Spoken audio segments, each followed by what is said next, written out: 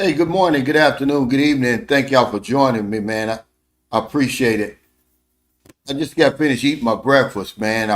I got on there 9 o'clock. I thought it was 9:30. But shout out to the NTZ crew. Thank y'all for your commitment to the program, man. I know y'all on here. All my fourth quarter members, what's up? Raymond, what's up, Roger? I saw Eric Terry, old timer, old head. He said, I'll be there on December 5th. I know you can't wait. Any new viewers and subscribers join us today. He said, Unc, don't be pushing the live stream, man. We waited long enough. Well, you're not my boss, okay? I don't work for you. I apologize. I know a lot of you probably have that Thanksgiving hangover either from eating too much or drinking too much. I hope y'all had a good time, man. That's a fact. Anybody catching this on replay? I forgot that there's football games today. But Chicago's going to play on or after Thanksgiving. Green Bay, Detroit, Dallas. That's usually it. And then whoever their opponents are. But those four teams are always going to play on Thanksgiving, man, ever since I was little. What's up, 6'9"? Yeah, the peso's 58.64. It's still a good rate. I'm here in Cebu, headed to Manila. Get this DNA over with. You know, it's crazy, but Cebu Pacific messaged me today, and they're having some type of software updates on their planes, their A320s and A321s, which is basically their entire fleet. So they, suggested that we reschedule our trip. So we'll be catching the to-go. I just put the money in the travel fund, which is one thing I like about them. Because they really don't want to give you a refund. You can either reschedule or put it in a travel fund. And then, because when you buy it on a credit card over here, man, they put you through the ringer trying to get your money back. But we'll be there for next week. What's going on? He said, what's up from Clemson? There's Jacob Tanjay. And everybody was posting those meals yesterday. Man, I know I missed that stuff. You know, I was talking to one of my daughters. She's, she's 28. No, she's 27. And she was asking, did we eat good over here? She doesn't realize that they don't celebrate Thanksgiving over here. See, that's why I'm trying to get them to travel more. You know, they think that America's all there is. We're only 4% of the population. And just because we celebrate Thanksgiving that's a cultural thing. They couldn't believe it. They're asking me all this stuff. So I told them, y'all need to get a passport and travel more. Get out of the United States. But I just found that funny because she was talking to me as if, as if we were celebrating Thanksgiving. Now, I think there was a time when they did celebrate it, but it had been a long time ago when the Philippines was still a colony of America. But I got a lot of pushback on that video I made yesterday about, foreigners would date a broke Filipino, but the Filipino won't date a broke foreigner. And I was just talking about the 3 levels of being broke over here. It was really a public service announcement. And I think y'all know that. If you broke, go home, man, and come back. Don't hang around here and make things worse. I wasn't putting broke people down. That's coming from a man who, for many years, was broke out there in the streets, drinking and getting high and stuff. I was just telling you that the 3 levels of broke expats that I meet over here, it has nothing to do with the amount of money you're earning. It's your attitude and how you manage that money. Look at Brother K. He's not broke. He's living pretty good up there where he is.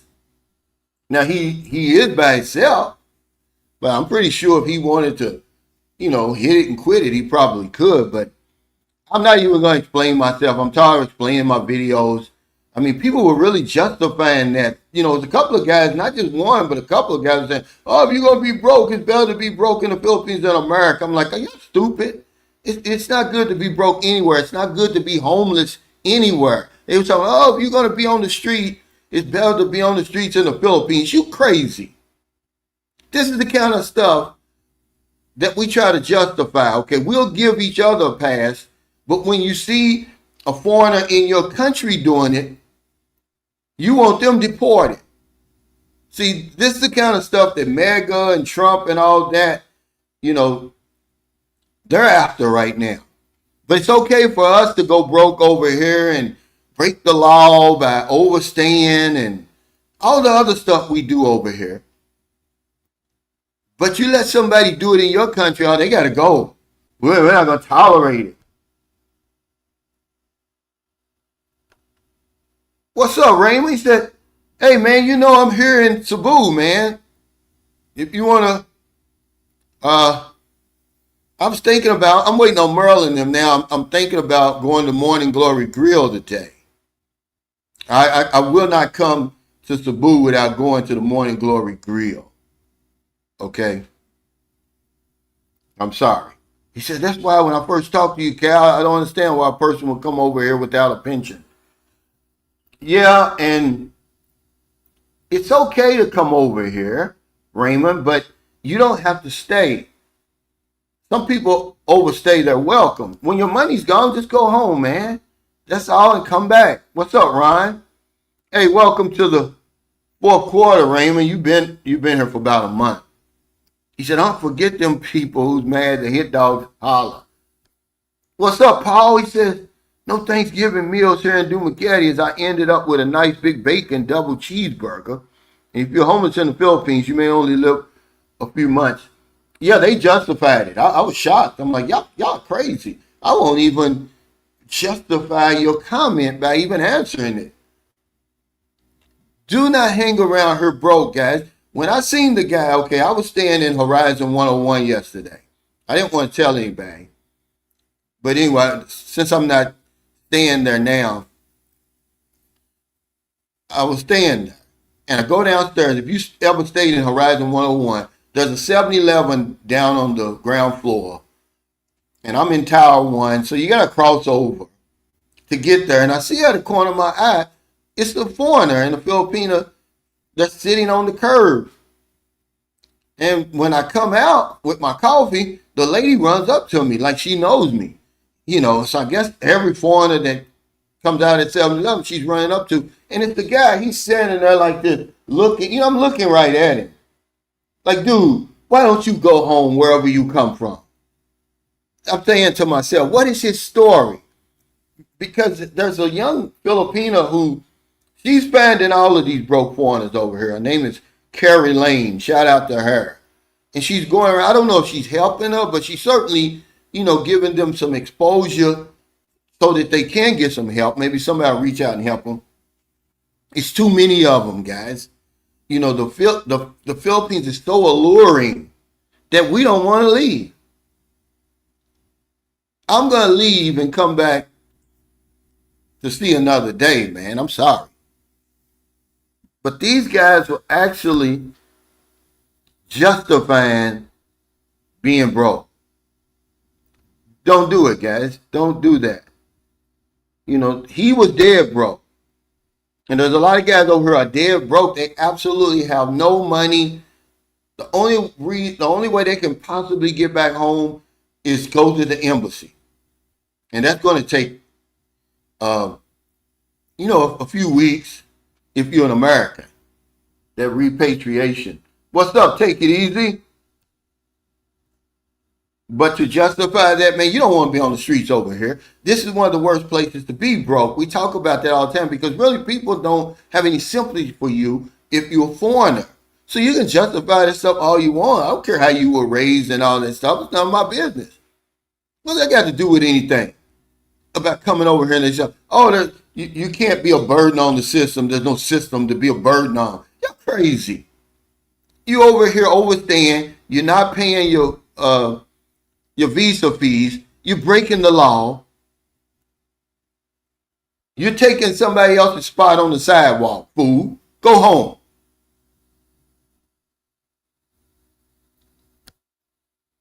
What's up, Nicholson? He said, I'll be going to Manila sometime in the next 6 months to meet my girlfriend. I own my own business in the States. I'm looking to expand over there. Yeah, good luck to you with that, man. We talked about that all the time. It's not easy. You know, you're used to dealing in dollars. Now you're going to deal in pesos. Remember, it's 58.64 pesos to the dollar. So for every dollar you were earning in America, you gotta earn 58.64. But I will say, if you got a good business plan, why not? Okay, labor is going to be cheaper over here. The cost of doing business is cheaper, and the profits can be potentially higher with the right business. Okay. What's up, Rashad? He said, last night, nothing but married couples at the dinner last night. Brothers shouldn't travel for the P. It's too many cats going out bad to go broke overseas. For P is deplorable. Yeah, you gotta just throw your cards in, man. Throw the towel in and come back home. There's nothing shameful about that. You know, get your money back and come back again. But they don't want to leave. They don't want to leave the weather. They don't want to leave the woman. He said one of the worst places to be broke is on the streets in the Philippines. Thank you. But you got go in my comments if you think I'm playing. I was shocked. I'm like, man, there's no way you can justify this. There's no way you can justify this. He's disheveled. You know, he hasn't shaved. You know, probably stinking. Man, you don't want to be over here like that, man. And go on this lady's channel. Her name is Carrie Lane. Carrie Laine. I don't know. Somebody must be messaging her wherever they see a broke foreigner because she's all over. She finds them, man. And, you know, I don't know. She tries to help them the best she can. But she gives us some exposure if nothing else. You know.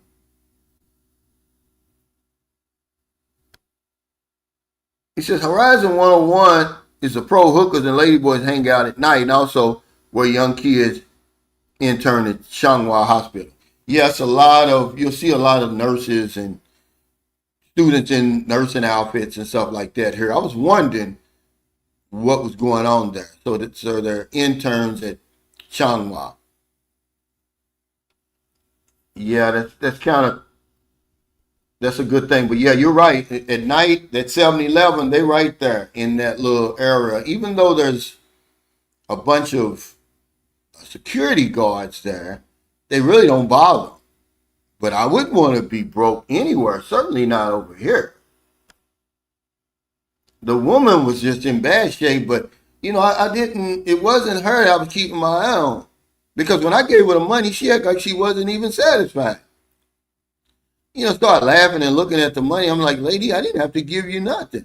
You know, I feel sorry for you. You know, if you got, you know, I don't know if they've got any help over here for drug addicts and stuff. I'm pretty sure they do. But the man over there, he's in the shadows.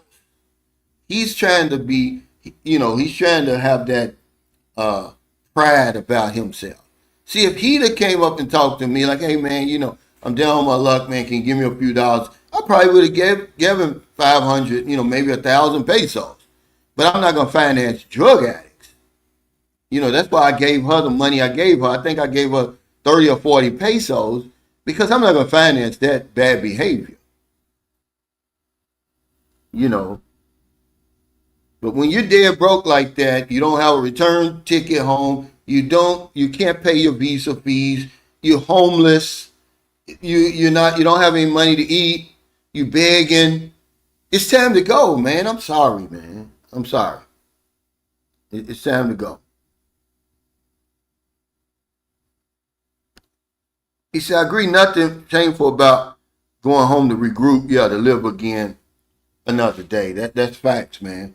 We always got a topic. Today's topic, because y'all can talk about whatever y'all want to. This came across my mind, and I want to talk about it. Some things to consider before entering into a long distance relationship. I'm not telling you don't do it. I'm not saying that yours isn't going to work and all that stuff. I'm just saying, let's talk about some things to consider before entering into a long distance relationship. Now, I'm talking about guys who you've chatted with the woman, you've come over here. You followed the script that I talk about. You chatted with the woman, you came over here, y'all spent 2 weeks together. Now you're a couple.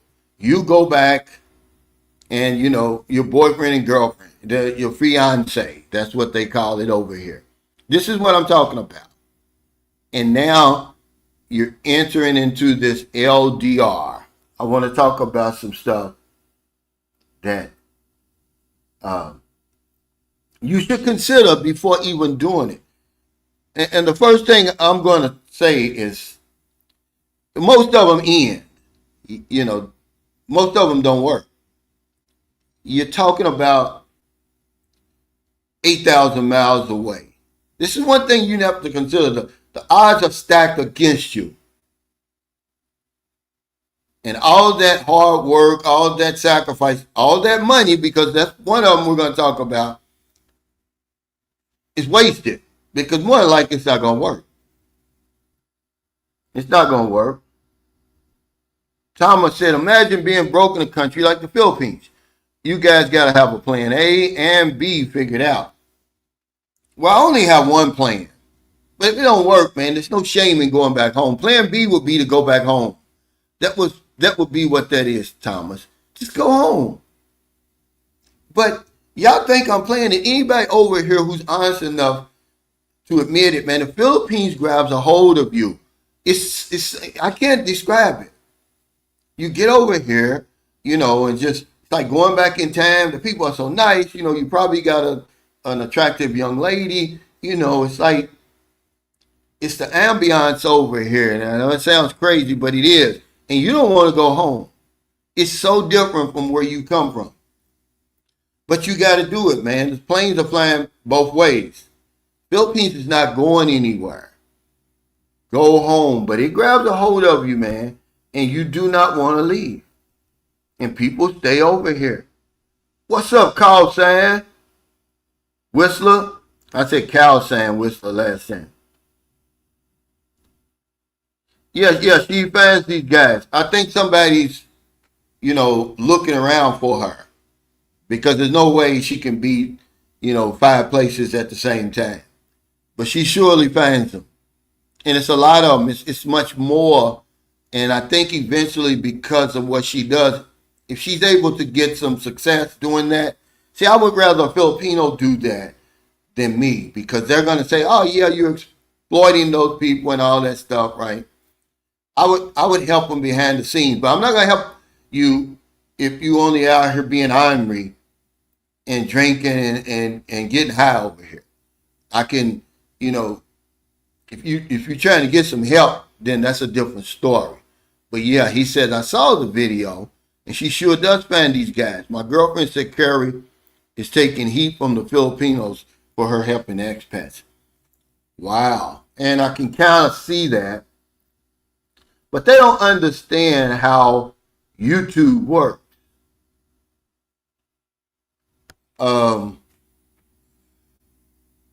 She's trying to get a Western audience so she can earn some money. She's not just running around for nothing on YouTube. And her helping expats is not going to sit well with Filipinos rather. They're going to say, well, why don't you help, your fellow man, She's all, people who do good work like that, they're always going to catch it from some way. Hey, Sakaria. He says, what's up, Cal? For some reason, I can't send a super chat. I don't know why they do that, but I mean, I got a PayPal, Zelle, if you want. But I don't know. Some people tell me that all the time, Sakari. I appreciate your consideration. He said they may have been on Cebu. Well, I'm pretty sure she was. I'm pretty sure the man, if he's with her, he was too. Because she was in bad shape, man. I mean, this woman was very little. She was gaunt. You could just see it in her face. Her eyes sunken in her head. She's really scary. If it was nighttime, I'd have never stopped. But it was daytime, so there was people, sitting around the 7-Eleven. The security guards was out. But if it would have been evening time, I would have kept walking. That's how bad she looked. And he's sitting there looking over his shoulder, man. Come on, man. He says, how to not go broke if you can't have a job in the Philippines? Well, you got to have a good financial plan over here. You don't have to live here. You don't have to, if you don't have enough savings or a pension or some type of passive income to live over here, just come over here, and then when your money's gone, go back home and do it again. But people overstay their welcome. And this is what the problem is. And then they expect, first of all, you may get help from an expat one time. Okay? But remember, broke guys, you're always going to see them, whenever you see them, they're always going to be in the same place. They can't go anywhere. And they're not going to go far. Because Carrie, if you go on her channel, they're dead broke. These men are dead broke. They got signs. The whole 9 yards. See, it's either drugs, alcohol, or mental health, man, that will make you stay out there like that. Normal people don't stay out there like that. They got sense enough to at least go to the embassy or be like, okay, I got X amount of dollars. I'm going to keep my round trip ticket. Because I met a guy today when I went to the Brown Cup here in IT Park for breakfast. Which, if you ever in IT Park in Cebu, go to the Brown Cup, man.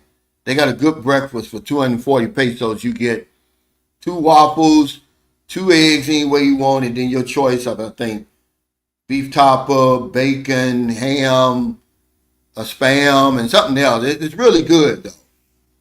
Shout out to Daniel Jackson. He lives over in Thailand. He hipped me to it. But I met a guy. He's been here for 3 weeks. He says he's been to the Philippines a few times. He was in Davao. He's on his way to Rojas after he leaves Cebu. And I said, well, how long are you going to be here this time?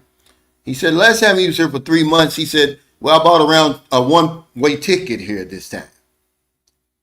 See, but he looks to be in his right state of mind. He looks like he's got some money. But guys, don't do that. Okay? Remember, depending on the time, the date, and the circumstances of that ticket. If the tickets are even, the amount of flight time and everything, layovers and all that, a round trip ticket is going to cost about the same as a one-way ticket. Not going home, but I'm talking about when you make that reservation to come to the Philippines, get a round trip ticket. Anything can happen. Hey, what's up, Corey? He said, Magandang umaga. Sunshine Shows community. Yeah, that's Tagalog. But that's a mistake we make. He said, Cal, the problem is they don't return home when they have their last buck to do so. Yeah, a lot of them sold everything, so they have no one to receive them back home. Yeah, but you got help back home. Okay, this is the thing. And a lot of these guys, man, they're young.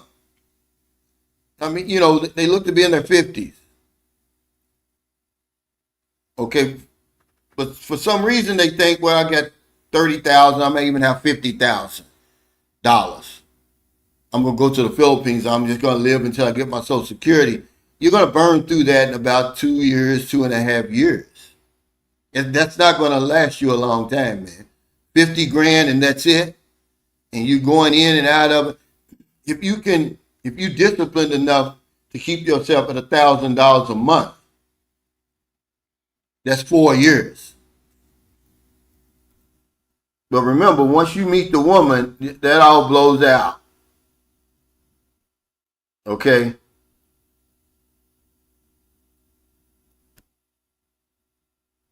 But you can get help at home. You can get a job at home. That's the whole point right there. Because remember, if you broke over here, something's going on with you in your home country. You're probably going to be broke over there. If you're making bad choices over here, you're going to make bad choices at home. We got to make better choices, man. And one of them is, if you run out of money over here, go home, man. I mean, it's just that simple. You know, we're trying to make it last. He said, when are you going home to see your family and kids? I don't know. I've got a family over here. My kids in America are straight. Okay? I don't have any plans, but like I said, I'm going to start going home. I'm probably going to, just depends, man. You know, the most important thing on my plate right now is to get Booby's citizenship. Once I get her citizenship situated, I'll live a whole different life over here, guys. Y'all don't know how important that is. I waited too long, but I'm not on any schedule to do that. I'm retired. Okay, I got 2 sons over there. They're being taken good care of. My daughters are grown. They got families of their own. I got grandkids, but, you know, I talk about it all the time. We got to be more selfish now as we get older. I'm in my 4th quarter. He said, I hear about dudes who don't want to leave the DR. It's pathetic. P isn't the end all. Travel like a boss, not like a pervert, but the reality is being a pervert is easier than being a boss. But sometimes it's just not the woman. It's just when you get over here, you just see the environment, man. It's really welcoming, man. It's really nice over here. I live in St. Carlos City, and even when I come to Cebu, it's like I'm in a whole different country. I mean, it wakens me up. It's like, man, I don't want to leave. Maybe I need to stay here in Cebu. But yeah, let's get to the topic. Okay. The first thing, like I said, the first thing is most of them in, guys, you know, these long distance relationships, you know, just think about it. Just think about it. You're 8,000 miles away. It's not like you're in Cleveland and she's in Chicago. Okay? It's not that. You're on the other side of the planet, literally on the other side of the planet. So most of these relationships don't work out. That's the first thing you should consider. The second thing is it's very expensive. Okay, I'm not talking about just you supporting her. Because remember, the script is you come over here, y'all spend 2 of the best weeks you've ever had together. She's your boyfriend. I mean, she's your girlfriend, you're her boyfriend, fiance, and you go back and you start sending money back over here. But the tickets to come over here to see her, everything about it's very, very expensive, man. I even looked it up. I said, I put it in Google. You know, Google works with AI now. And I put, what's the average amount of money foreigners send to their Filipino girlfriends monthly? It said anywhere from $200 to $800 per month. That's just on average. And that sounds about right. That's a lot of money. So it's very expensive, man. He said, living in poverty is challenging in any country, but the experience can be especially difficult in the Philippines. There's no support for you there. This is what they don't hear. They're just thinking, oh, look at the warm weather, the tropics, and all that. If you're gonna be homeless, it's better to be homeless. Are you crazy? And you're on the ring of fire. Imagine you homeless out here, and one of them damn typhoons roars through here, at at a moment's notice. I'm sorry, man.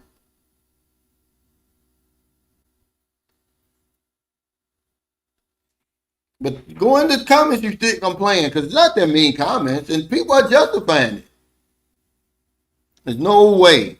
He said, I don't do online dating until I was a couple of weeks out, boots on the ground, and just considered them pen pals as you're only fishing from one pond, as a lot of Filipinos are shy as a whole, another fishing hole.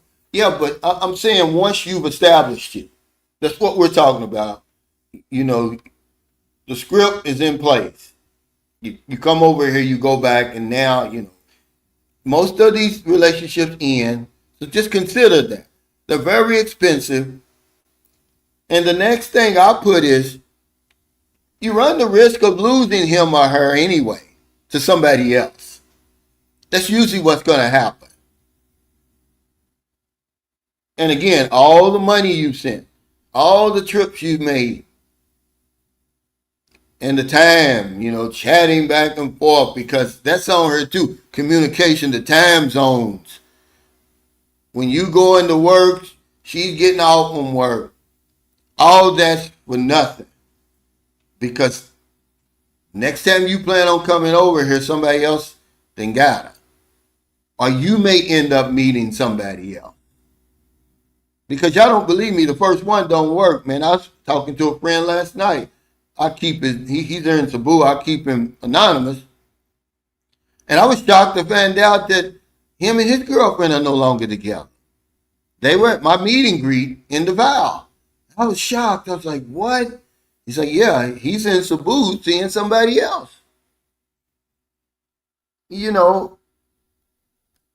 just some things to consider. It's not,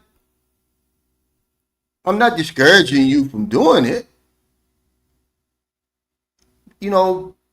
But it's wishful thinking, man. I wouldn't do it until I could.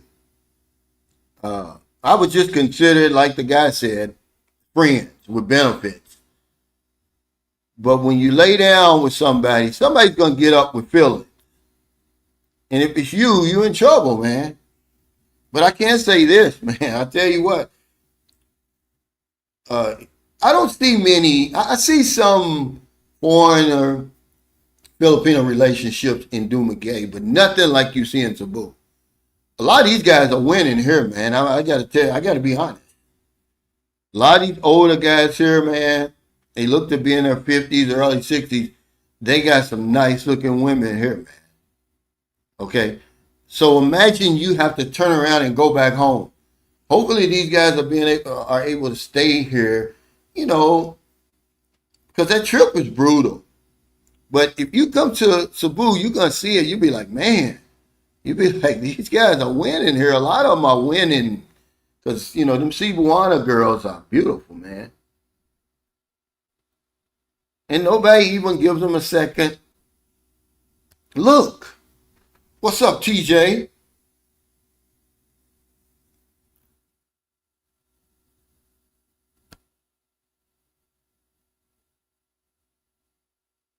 He said, let's address the elephant in the room. People go to these countries broke as F, looking to start channels, looking to be Dollar General, looking to be a Dollar General version.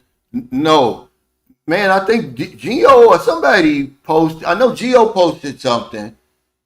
And then Rike posted something about the odds of starting a YouTube channel, being successful, even being monetized, certainly earning over 1,000 a month and over 1,000, man, the percentages just get lower, lower, lower, and lower.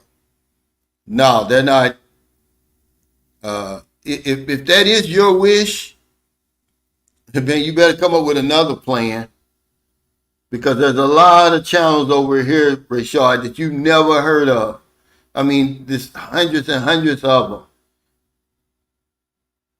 You see them, but you don't click on them. But I mean, there's thousands of them. And then remember, you got Filipinos and very few Filipinos, but Filipinos who are starting these channels. They just aren't saying anything. You gotta be, man, a lot of luck goes into it. What? Luck is preparation and opportunity, right? A lot of them aren't prepared. By the time the algorithm found me, by the time you guys knew who Sunshine Shoulders was, I already had 200 videos. Think about that. I'm talking about 200 long form videos where I'm talking about stuff. Because, it took a while, and then I was making videos every day. But a lot of times when people jump on the scene, they just not prepared. And then I'll interview them and say, okay, I'll send y'all to their channel. They may have 5 or 6 videos where you can watch them all at one sitting. Now what? You don't come back? Now, if you come over here and it depends on what you're going to talk about. If you want to be a monger over here, if you're going to come over here and travel around and stop young ladies on the street and different things like that, you probably got a better chance of being successful. I'm not going to do that. I've got a little bit more class than that. I mean, I've got an idea. I'm going to do the spin wheel on the street. And this is going to be something. And I'm going to say, the only thing is, answer a question about the Philippines and get a chance to win 1,000. They're going to spin the wheel themselves. When I get back to St. Carl City, I'm going to have somebody construct me a spin wheel. And what I'm going to do, I'm going to call it the Sunshine Shoulders 1 million peso giveaway. And, our goal is going to be to give away 1 million pesos in 1 year. But, it's going to have all the bills. So it's going to be a 20, 50, 100, 200, 500, 1,000, and then a bunch of nothings on there. But yeah, more than likely, if you're trying to start a YouTube channel, good luck, man. And they'll support you at first, but then they'll turn on you, Rashad. Once you gain some traction and they know that you're monetized, you earn a little money, then they'll hate you for no reason at all. People don't even know me, man. Hate me. He said, hey, sir, if we've learned anything from John or Jim or any of these other cats, is that we don't know how much time we have on the clock, especially when you're retirement age. Yeah, we always talk about that. That's true. That's why we're saying the fourth quarter, and that's another thing about something you should consider, TJ. I'm glad you brought this up because I got it. Expectations. It says, how often will you even be together? How many trips are you going to be able to make if you're working over there?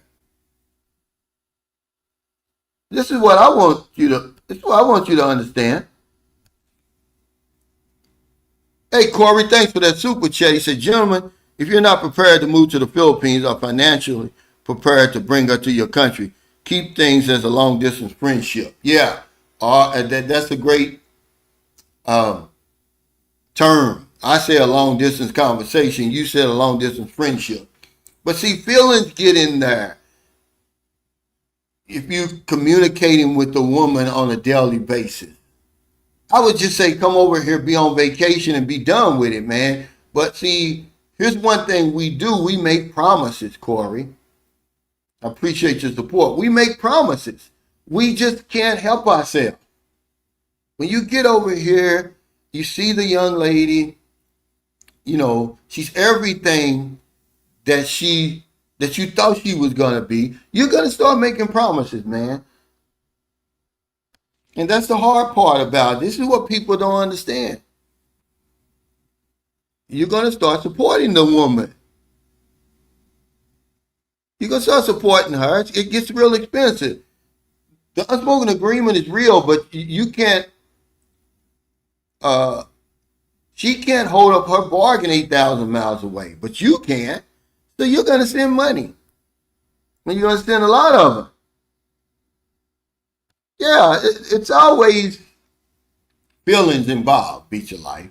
He says guys aren't going to listen.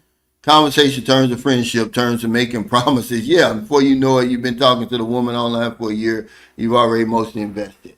Thank you. This is what I just said. But what we're talking about when you come over here, okay, you're following the script. You meet online, you start chatting, okay, you make plans, you come over, you spend the best 2 years of your life, you go back home as her fiance. And the script says, now you got to start supporting me. This is where it gets tricky. Because you've got to tune up, the oil change, the lube job, you got the special treatment. These women will treat you, man, unlike any other woman you've ever met before. You've never experienced it before. They say that dealing with Filipino is like being on your honeymoon every day. It's true. So then when you go back home, guess what? There's something else you got to consider. There's no more physical intimacy now. Oh, that's over with. All you got now is your imagination, man. You chomping at the bit to get over here. It's crazy, man. I wouldn't do it. I wouldn't do it, man. I'm not telling you don't do it. I'm telling you this is some things you should consider before entering into a long distance relationship. You know, you think, okay, I got a good thing. I want to hold on to it, so I'm going to send them money. We're going to chat every damn day. You know, I'm going to keep making promises over and over. And then some other guy's going to come in there. Somebody who's probably over here, who doesn't have to go back and forth, they're going to slide in there. See, that's another thing you got to consider. Or you may have to. I remember I was dealing with a Filipino over here. And when I went back home, hell, I met a woman from Cuba. I couldn't even communicate with her. She had a little bitty iPhone. I think it was like a iPhone 3. The first iPhones that ever came out, but it did have it might have been a 4, because it was like 2012 or something, 2013. But it had a translator on it. And that's how we were talking. We met at the mall, and I'd say something and give it to her. She'll say something. The problem was, I already had other trips planned to the Philippines. But I met a woman, you know, so that's another risk, man. You run the risk of you meeting somebody else, she's meeting somebody. You're only going to have your imagination once you go back home. See, this is really when our problems start. When you start dealing with these long distance relationships, man. And then even if you just have to go home for any reason and you invested emotionally, financially, physically invested in the woman, even if you just got to go home to see your family or take care of some business, you might be home 2 or 3 months. It's ugly, man. It's hard. The stress involved with it. Wherein? Where is she? When am I going to be able to see her again? Is she seeing somebody else? Just the normal things that go through a man's head and in her head when you're in a long distance relationship. He said, facts, Cal, especially men from the West who are not used to a Filipino's love or affection. It takes a man to actually trust it because we're not used to it. Next thing you know, you're hooked. It don't take long for them to hook you. We call it whipped in America. You get used to that 2 weeks with the right woman, or in some cases the wrong woman over here. But all of our problems start with this long distance relationship. That's the rabbit hole, man. It goes deep. It goes deep, man. I mean, it's just think, it doesn't even make sense, does it? But nothing makes sense over here. But it certainly doesn't make sense to try to have a relationship with a woman that lives 8,000 miles away. How crazy is that? When you talk to people, you can't talk to anybody. You got to keep it to yourself because they're going to say he done lost his mind. You ain't got no woman, man, over there. It's 8,000 miles from you. You're making stuff up. So we keep it to ourselves. He says, if you have a long distance relationship, I guess you need to hire a private eye to keep tabs on them.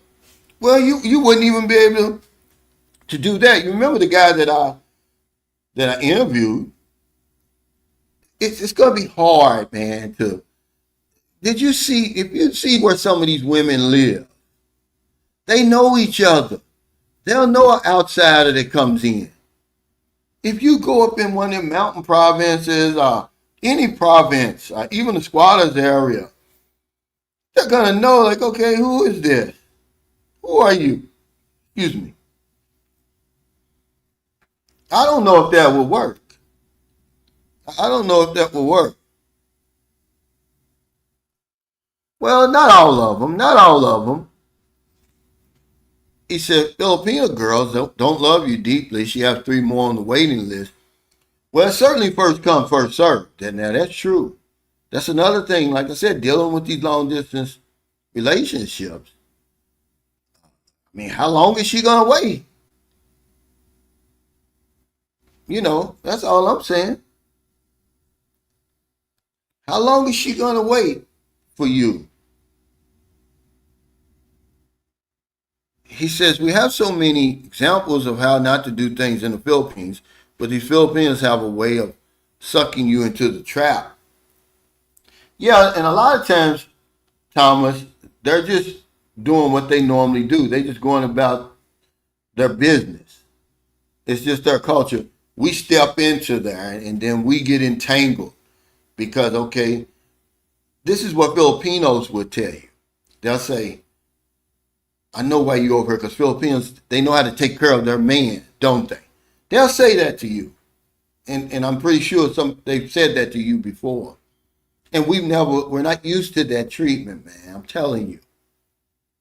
And this is where the problem starts. When you go home and it's not there anymore, you wake up in a whole new world. You're used to this young, fine, tenderoni sleeping next to you. She gets up and you see her walking around, cooking breakfast. It's just something out of a dream. Then all of a sudden now you wake up, the damn alarm clock wakes you up, and you back to reality again, man. It's torture, man. Don't do that to yourself. Hey, Corey, thanks for that super chat. He said, just because you meet a beautiful Filipino, don't mean you stop dating, vetting other women in your country or abroad. Yeah, that's good advice, but how many of us follow that? Remember, you're whipped now, Corey. If you meet the right woman over here, you're going to be whipped. That's all you're going to think about. I wish there was a way that I could just, lock off, and do it like that. You know what I'm saying? Stop my feelings and everything. But what I've noticed over here as far as vetting other women, the culture is thick over here. So she may have a different face, but you're basically dating the same woman for real. I mean, I had to learn that, man. When you look, guys, I'm gonna tell you something. If you over here and you meet the right woman, I'm not talking about a long distance relationship. You can't upgrade, man.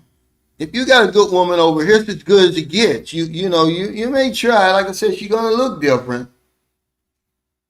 She may have a different body, a different face, but a good woman over here, man, is as good as it gets. And you're gonna find yourself, jumping from one woman to the next, and you're just gonna be starting over, and that's expensive, man. He said, every time I flew in, I'm telling 4 to 10 more I'm arriving next week, next 2 weeks, etc. Never appreciated them until they gone. Even in California, most of them are probably doing something similar. I don't know. Um, it's hard to say, but are you going to have time, Lucky, to see all those women? And is she even going to let go of you? I don't know the type of women y'all dealing with that you can just jump in the bed and then she's gone. That hasn't been my experience over here. When you meet a woman and she meets you at the airport or something like that, man, she's like, okay, we got to make some type of commitment to each other. You just ain't going to screw me and then put me back on a plane to Zamboanga. If you're going to be here for 2 weeks, then I'm going to be with you for 2 weeks. And if you try to do a woman like that, man, come on, guys, don't do that. Don't be like that. Don't be like Lucky. You're going to pay a price, man. Don't do that over here, man. These are human beings. But I don't know, if you're dealing with bar girls and stuff like that, maybe. But you ain't going to do that to women, to a decent woman over here, man. He said, when a Filipino says you can do anything you want to me, then you become sprung and hooked.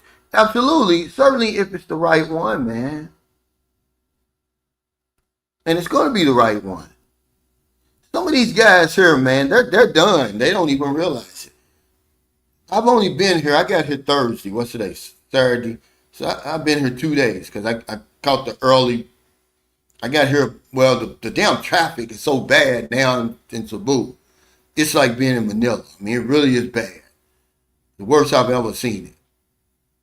So I was on the bus. Normally an hour and a half. I was on the bus for 3.5 hours.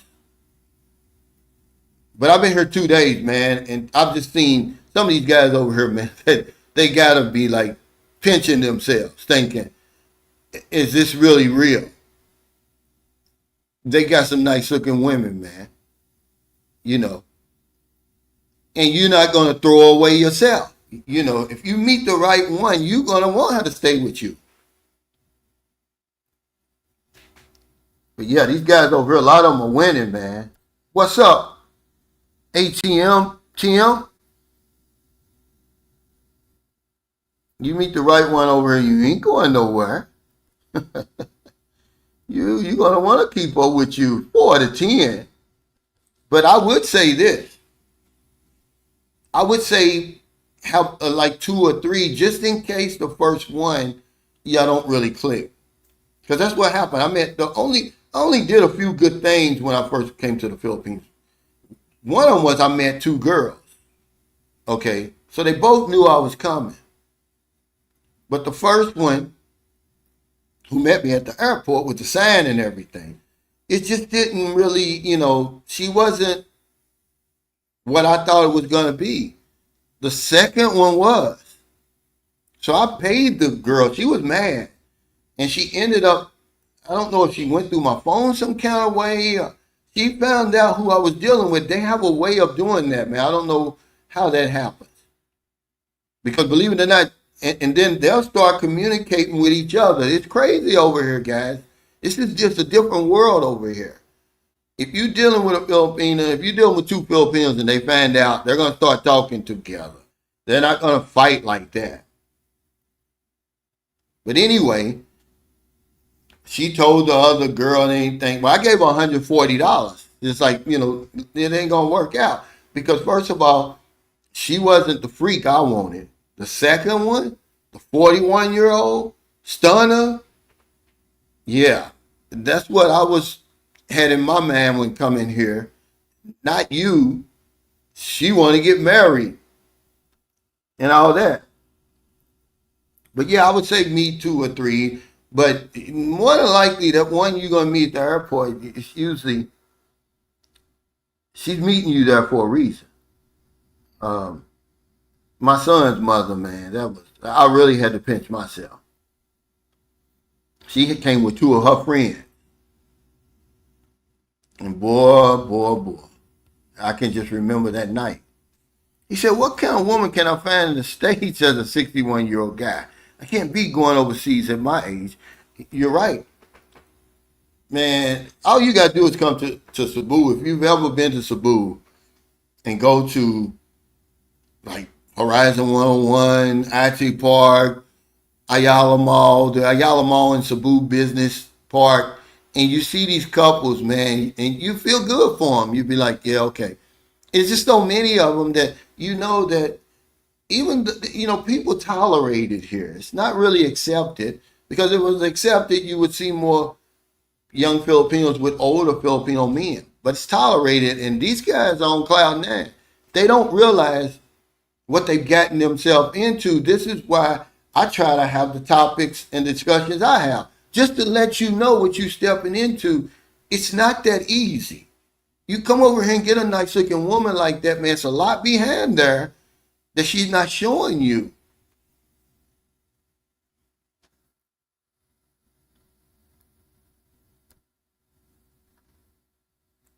He said, not gonna lie, being a good woman isn't enough all the time. Well, I mean, as far as, trying to upgrade.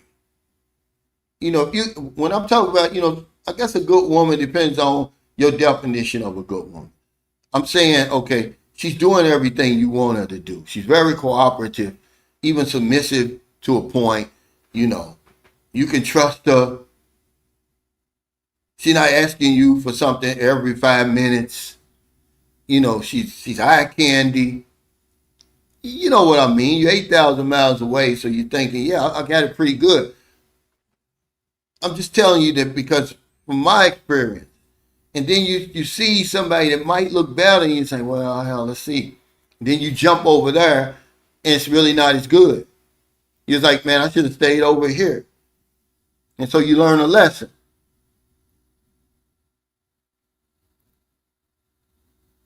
Yeah, it just depends. I'm talking about, like I said, somebody that you can trust, is cooperative, submissive to a point, is, cooking, she got your back, she's attractive to you, you get along. That's all I'm saying. I mean, we're not gonna argue about what a good woman is. I think you know what a good woman is. Everybody's got their own idea, of what a good woman is. So whatever your definition is, TJ, of a good woman, that's what I'm talking about. And you beat your life is what I'm talking about. Okay, that's all I'm saying.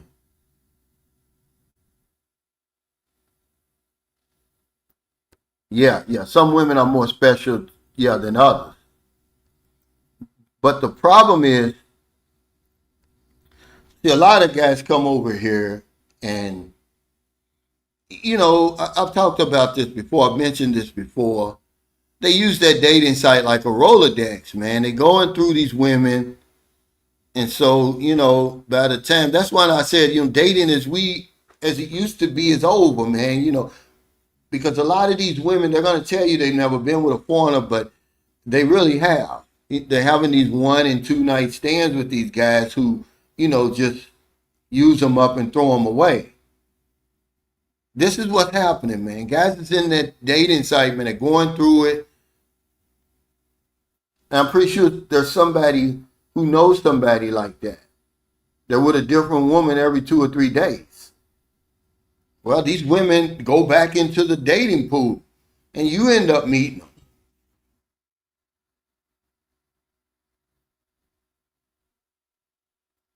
them. Yeah, this is what I'm saying, Thomas. I wouldn't come over here playing those kind of games. You don't understand that they're with you for a reason too. They're not just these aren't prostitutes we're dealing with, guys. This is what some people seem to think. These aren't call girls. That's all I'm saying. They're not bar girls and stuff like that. What's up, Chaz DLB? They're really looking for a relationship. They're looking for a new life. They're looking for the opportunity that you provide. They don't just want to be a pastime.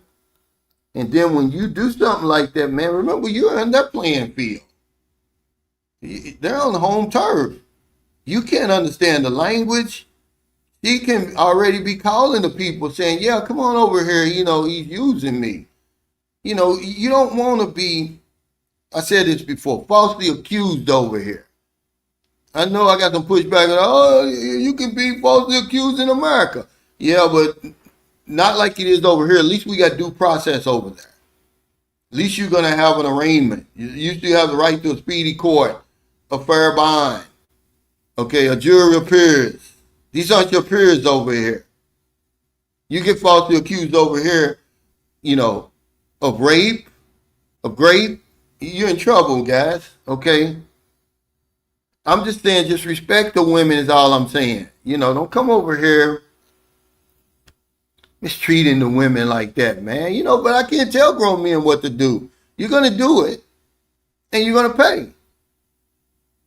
He said, I have a question, Cal. What would be the more realistic age of Filipino girl for us in the fourth quarter? It just depends, man. You know, it depends on what you want because it's all on the table over here. You know, that's all I'm saying. A lot of the women over here, they're a whole lot more mature than their age. When you see these young when you see these young women with these older men, they're not acting all young. Like, okay, when I'm waiting on my grab yesterday, this guy had to be probably my age, a little bit older. And the woman looked to be 23, 24. Well, hell, she's the one putting the luggage in the trunk. I guess he couldn't do it. But you could just see it that she was carrying herself, you know, like a woman that could possibly be his age. But if I'm going to come all the way over here in the Philippines, number one, we've talked about this before, make sure it's the woman you really want, man. You might only get one swing at the bat here. You know, don't come over here if you're 60 and get with a 50-year-old woman because you're going to have the roving eye over here. That's why, I don't talk about these guys, man. I give it to them, man. A lot of these guys, they come over here, I don't care. She's grown. She's 23, 25, whatever it is. I'm 60. This is what I want. I'm going to treat her good. I'm going to take good care of her. But this is the woman I want. I don't want a 50-year-old woman. I don't want a woman my age. It just depends on you. But it's all on the table. As long as she's grown, there's no realistic age. The realistic age, really, when you get over here, no matter how old you are, is you can have a 20-year-old woman. That's the realistic. Oh yeah. Well, she's a player. He says, Cal, did anyone snatch up the Filipino in the green dress that was at your last meet and greet? Yeah, she's a player though. See, this is what I'm saying. You don't know the woman until you get over here, and you've been with her a while, and you made a few trips. You don't know these women, man. This woman's a player. Okay, she's basically going to the highest bidder, and one foreigner's already built her a house. Okay. And then she got the boob job, she got the nose job. They don't pay for that. You know what I'm saying? But we don't want to listen. We think that all women are the same over here. I mean, as far as when we see them on the screen, that they're all good women. Now, you got to know them. You got to get to know them. You got to make a few trips. You got to stay around her because you don't know them. I mean, some of the stuff that I've learned just being in San Carlos City, man, shocked me. You know, the women that you think, I met a little young girl, okay, that I'll keep her anonymous at the gym. I didn't meet her. I mean, she comes to the gym that me and Merlin come to. And she's just like this little innocent woman. Like when I first seen her, I think she's like 18 or 19. I guess she's like 21 now. Man, she's a nymphomaniac, man. I'm talking about of the highest order, dude. I mean, I was really, really shocked. You just can't tell. They've got that, that innocent, that you're looking at the outside, man. It's the interior, man, that you got to deal with. He says, what are your thoughts on a military base reopening? If you mention it, I'll see it. I got in here late. Oh, well, I don't have a problem with it. I mean, what would be the problem? I don't understand. What you're saying, more servicemen over here, more competition. I mean, I don't understand. Is there, you talking about a threat from China? What are we talking about, Swiss Gear? Because, of course, when the United States opens up a base here, because remember, we've never really went anywhere. Servicemen have always been here. We've never 100% left. Those bases closed, and for the most part, but we've always had military stay back. But it's going to be more opportunities for locals, more tax money, and it's going to be something positive. But America, we're warmongers, man. Y'all see where they? It was just in the paper today where they're over there bombing those supposedly drug boats in Venezuela. Well, they went back on one boat, they bombed it, and then went back and killed the people who survived the initial bombing. They went back and bombed it again. So that's really the only thing that worries me about the United States opening up a base anywhere. We always gonna have to find somebody to fight to justify that $1 trillion budget at the Pentagon, man. And then the people that we got in charge right now, man, it's just crazy. It's just a crazy time. I don't have a problem with China. China hasn't invaded any of their neighbors. And when the last time China went to war with anybody? That would be the only thing I would be worried about. But I don't have a problem with that. What's up, Michael Alexander?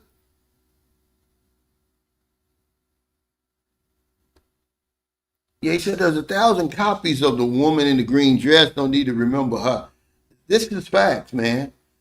Remember, I'm eating at the Brown Cup today. If you just come to IT Park, man, you're going to see 1,000 of her. And even better because, you really don't want a woman like that with a high body count. Most Filipinos, they just don't have a high body count. But let's get back to some things to consider before entering into LDR. If you got here late, we're not saying don't do it. We're not discouraging you.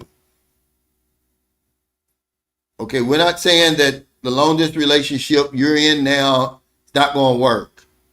Because people will be in the comments later, well, man, worked. We're not saying that. We're saying here's some things to consider. The first thing we talk about is most of them most of them don't work. It's hard trying to manage a relationship on the other side of the planet.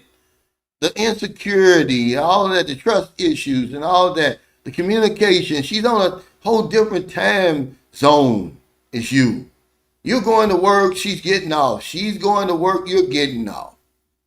That's why you see all these posts that a guy goes to sleep, they both go to sleep. And they think that's cute. That's one of the problems with a long distance relationship. It's expensive, man, because the script, remember, you go back home, okay, the script is you got to support her. Remember, they're not laying down with you for nothing. They're not giving you that special treatment for nothing, cooking your breakfast and everything, giving you a shower and all that stuff. Okay, you got to support her now. It's expensive. Then every time you come over here, it's expensive. Those plane trips are expensive, man. You run the risk of losing her or him to somebody else. How long is she going to wait? How many times can you actually come over here in a year? Or do you want to make that trip in a year? Y'all take that trip for granted, man. Y'all take that trip for granted. Make it one time, and you'll see. Hey, thank you, Swiss Gear, for that super chat. He said, add to the pot. I appreciate it, man. He said the military. Oh, you talking about the military? You out and about, you mean? Well, Steve, here's what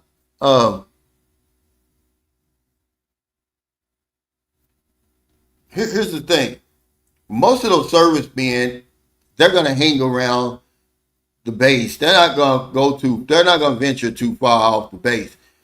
So wherever they reopen up that base, they're going to surround it with everything, that the serviceman needs. He's not going to have to go that far. If you don't believe me, go to Subic Bay, go to Angeles City, you'll see what I'm talking about. And when I was in the Navy, whenever we went somewhere, we didn't venture too far off the beaten path. So I doubt that you'll see them in Cebu or St. Carlos City or Dumaguete unless there's a base close by. Yeah, the unspoken agreement is real. But he was talking about the attitude of the locals too, as far as the base is concerned. Some of them don't want it. See, we talked about this before, Swiss Gear. If they really get their base up and running and really, operating on all 12 cylinders, it's going to wake up the sleeping giant down south. Okay? There's a reason that they didn't want those bases over here, but certainly now, it's going to wake up the sleeping giant down there. There's a sleeping giant down in Mindanao that's been real quiet, but having military men running around here all the time and all the trouble that, the military can be, man, it's a lot of trouble, man, that, these military guys cause. Getting drunk, fooling with these women, it's happened. Accusations, whether they're true or not, and it makes the locals angry. And it just, it just gives them an opportunity, man, to strike back. I'm not going anywhere near those bases.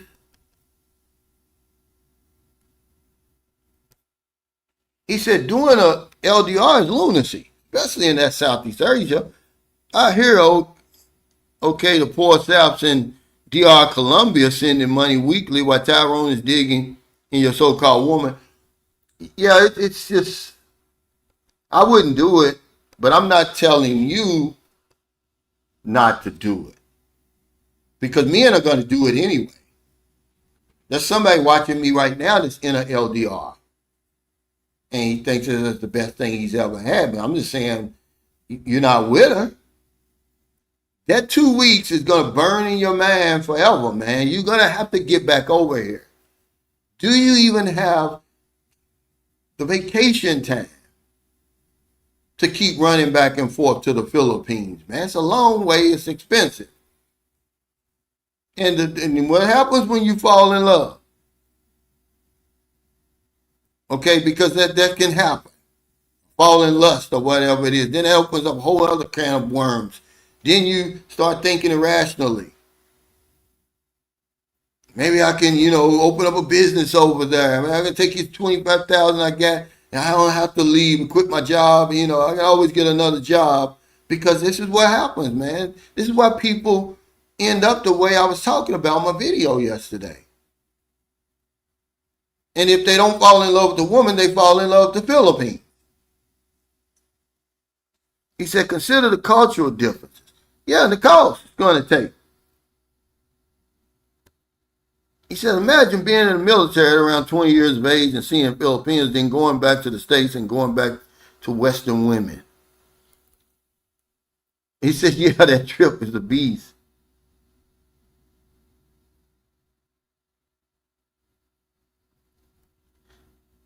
Oh, yeah, they're going to do it. They're going to do it but they're only doing themselves harm. One of them is going to get you. As you probably know yourself. One of them is going to catch you. Okay? Because I know you were young and, wild when you were over here, but one of them, she eventually caught your butt. Mika eventually caught your eye. One of them's going to get you. So you can come over here and sample the local fare all you want, but we're saying just show some respect. But one of them's going to get you. Okay, remember the universe is always watching.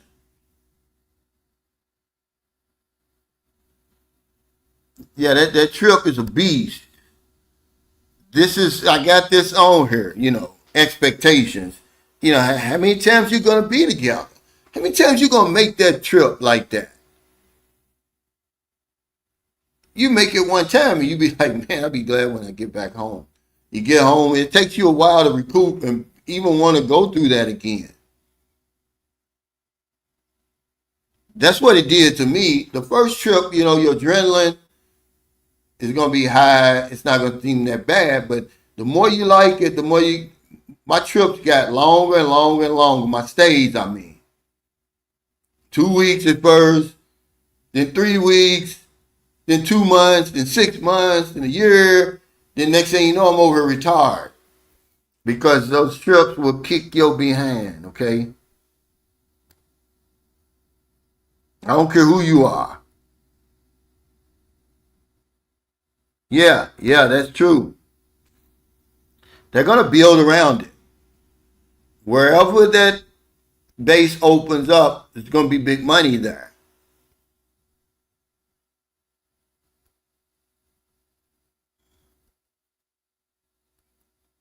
Yeah. They're not going to, I wouldn't worry about it because there's military here already. There's military, wherever the bad guys are down south, there's military. When I lived in Zamboanga City, every time I went to the store, I saw somebody.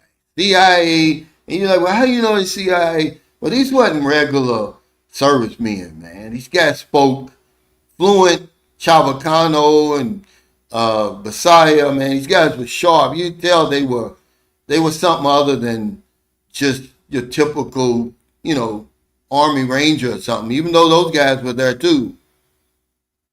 The drones were there. We got U.S. drones in the Philippines, guys.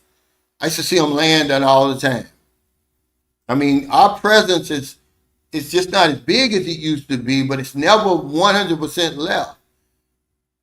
When they were associating with Al Qaeda and what's the other one now? Not Al Qaeda. What's the other? ISIS. Obama came with it, man. Obama was the drone president. I knew it. I just said to myself, oh, he loves drones. I said I wouldn't doubt that there were drones over here hunting those Al Qaeda down there. And I be damned. I'm going to immigration. You got to go down the main road, and here comes this damn phantom coming down and landing at the airport, man. It was surreal. But no, I won't be going around the military base either.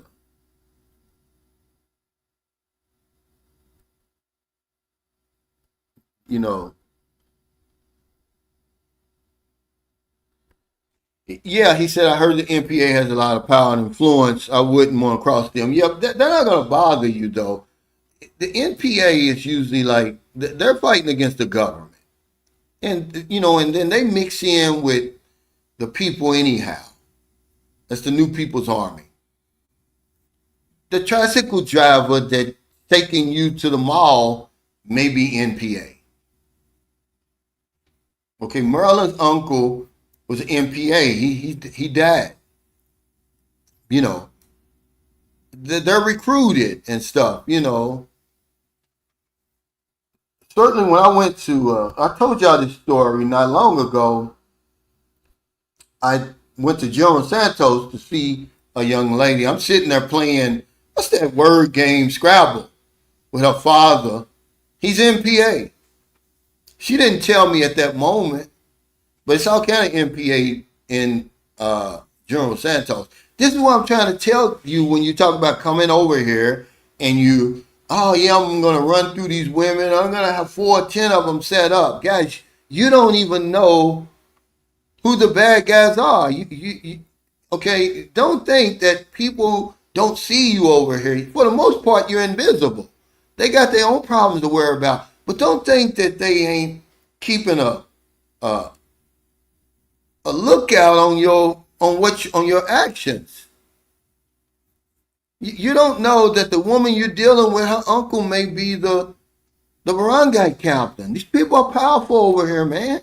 They can get you fucked up over here. And you don't even know where it's coming from. Don't think that you're just coming over here and the woman is all you seeing. She's already told so many people in her family, her friends, and everybody that she's going to meet you at that airport. They're not sneaking around meeting you at the airport. They're telling everybody where you are. They got a picture of you and all of that. You can't sneak over here and see no woman. Not if she's in her right mind. Somebody knows who you are, and they know where you are at all times. When she's on that phone with that language you don't understand, she's telling them people, I'm okay. He's a good man. Or I'm not okay. You know, I need help. You won't even know it. You kick back.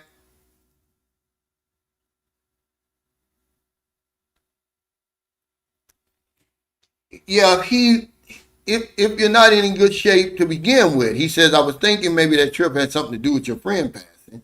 Traveling that far plays on your body. I could be wrong, but it's something to consider. Yeah, he had told me the last time we spoke face to face, we were eating dinner. He was telling me he had to come back. I think it was something with his knee, or it was something going on, something that happened to him. But, okay, there's 3 good friends of mine who have died over here since John died. John died in 2021. I had a friend, Anthony, in Bacolod, who died. He was 66, I believe. And then Jim. You know what they all 3 had in common? They smoked. Those cigarettes, man, as you get older, they're going to catch up with you, man. I'm sorry. All 3 of them that died, that's the one thing they had in common. Cigarettes. They all smoked. Yeah, they blend in. You're not going to know them. And he said, my girlfriend's in General Santos. I never had any issue, but I keep a low profile. I'm always respectful to people. Yeah, they're not gonna bother you, Jabras. You know that. But I'm just saying, if you come over here, you know, like your shit don't stink, and you over here disrespecting women, you don't know where it's coming from. You don't know the good guys from the bad guys. If you come over and act like you got some sense, you don't have anything to worry about. Okay? Imagine I was in Zamboanga, man. You don't get any closer to the bad guys than that. I'm around the bad guys every single day. They're there. You can't even say Abu Sayyaf. You can't even say it because they might be sitting next to you on the jeepney or whatever it is. But they're not gonna fool with you in Zamboanga because it's too many witnesses. They're not even gonna kidnap you there. You see where they kidnap the people. They go somewhere else. They mostly off the coast of Palawan, that South Sulu Sea. See, Palawan is on the South Sulu Sea. That's why they sail down there, they get you, and then they go all the way back to Baziland. But you don't get any closer. I was closer to the bad guys than Elliot Eastman. This is what I'm trying to tell y'all. That his wasn't the typical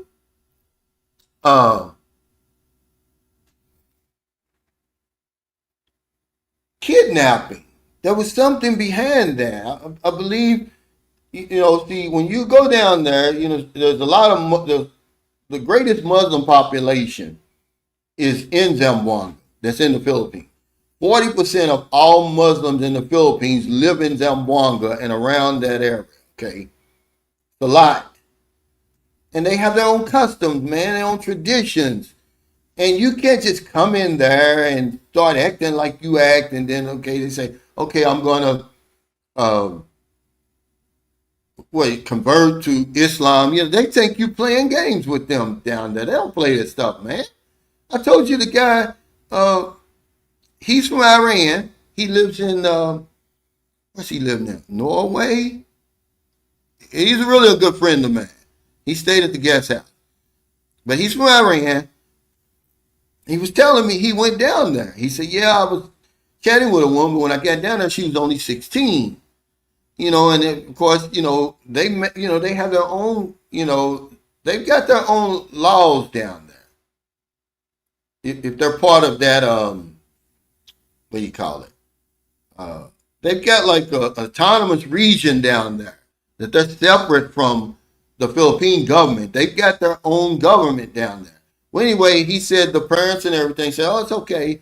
You can marry her and everything like that, right? Because he's Muslim too. But he said they would never let me bring her back to the country. See, he wants to bring his woman back because he's not old enough to retire. But he said, Calvin, probably what happened to him, he said those guys are really jealous down there. They don't want an outsider coming in, dating their women. Those women are for them. He said this is his take on what probably happened to Elliot Eastman. Yeah, they've got their own autonomous region down there. Yeah, it's sad, but it wasn't the typical. Man, that man was down there for a long time, guys. Y'all got to understand that. He didn't just show up and they kidnapped him. If you read these other kidnapping episodes, they went out looking for victims. They don't typically get their victims there, even though they do sometimes. Okay? But his wasn't the typical kidnapping, man. He had been there for like what? What did he say? 15 months that time, but he had been there before. A lot of the people who get kidnapped, they either on boats or they on these resorts that are right there by the ocean. And they just swoop in and get them. A lot of times they'll hire the locals. They'll come through and say, hey, have you seen any foreigners? This is what I was reading in the paper. And they pay them. And they get them. But that's where most of the kidnappings happen, off the coast of Palawan. The overwhelming majority of them. They had moved their operations to Bohol and they sniffed it out. And they, destroyed that. They were going to get us on Bohol, man. Imagine that. But it's been quiet. Here lately. But if you open up that U.S. base and it's operating on all 12 cylinders, it's going to awaken that sleeping giant down there, man. He said passport bros will never succeed in a Muslim place. They don't play that game. You're right. He says, I was crazy enough to visit the Pollock City. Didn't have a clue, but I stayed on private property near Sulu Beach. Was minding my own business. Felt fine even walk from the airport to Airbnb. Yeah, the Pollock is not too bad. You're in northern Mindanao, and that's where Cagayan de Oro is in northern Mindanao. Butuan, Surigao. But some of those areas are pretty bad. But the Pollock is not too, it doesn't have that type of reputation. As you start coming down south, though, or if you go over by Marawi, Maguindanao, Lanao del Sur, yes, those are some dangerous ass places. Okay, that's sort of like central Luzon, but it's not too far. Marawi, if you look on the map, it's not too far from Iligan. It's not too far from Cagayan de Oro. That's why my friend Claude, who lives in, he lives in Bukidnon now, which is just, right on the border of Cagayan de Oro. He went to Marawi. His wife is from Marawi. He went there, hell, he's been back here, I'd say, over 2 years. He went there about 2 or 3 years ago. And he's got all kind of pictures and stuff on his phone he was showing me when we went to Cagayan de Oro. We went there to visit them. And man, the buildings and everything is still bad.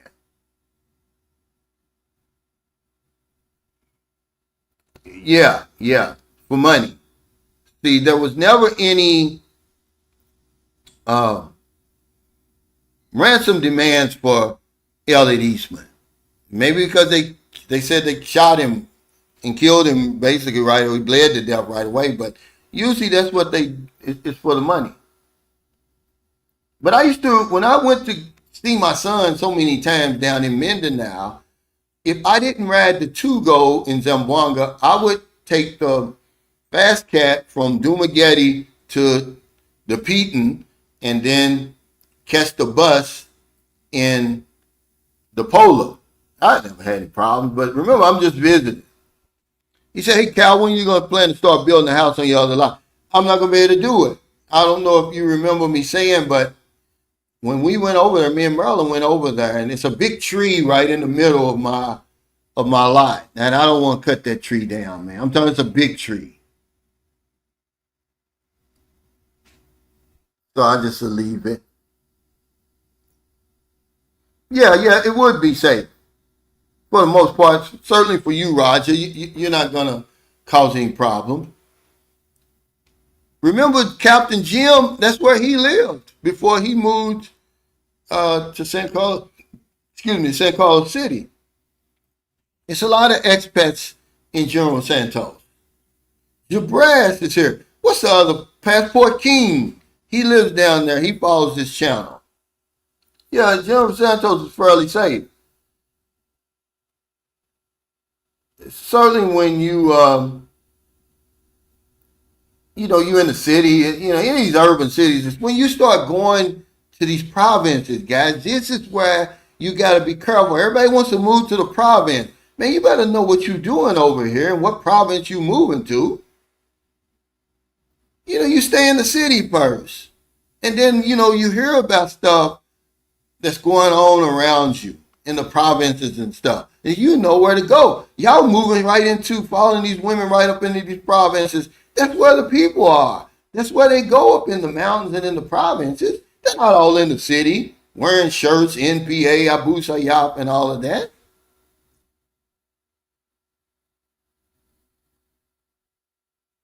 Yeah, it's not a death knell, but asked him. Okay, he says, I had a relative that went to Venezuela and met a woman. Then they had a long distance relationship for 3 years. For 3 years, they did not see each other. Well, who wants to do that? He said, yeah, today they're married with kids. Okay. But why would he put himself through that? Or why would you even want to put yourself through that? I'm happy it worked out for him. I'm not going to do that.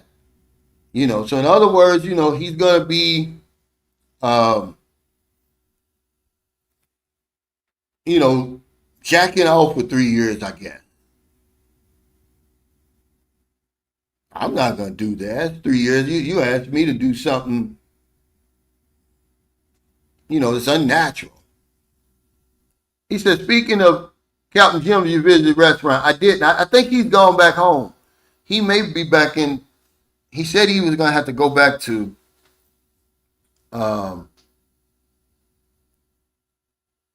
Canada for a little while, take care of some business. Because he was trying to sell his van.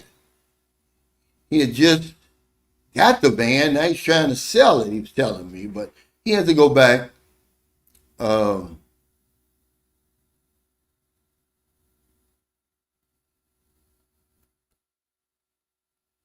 He said, what are things you would not consider?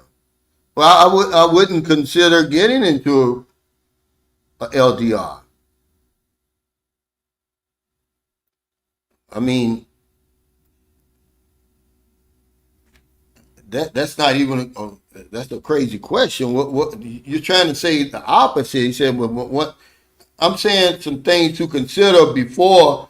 If you say what are some things you would not consider, that means that you're not even going to get into that. You're just going to ignore all the bad things about it and just go on and do it.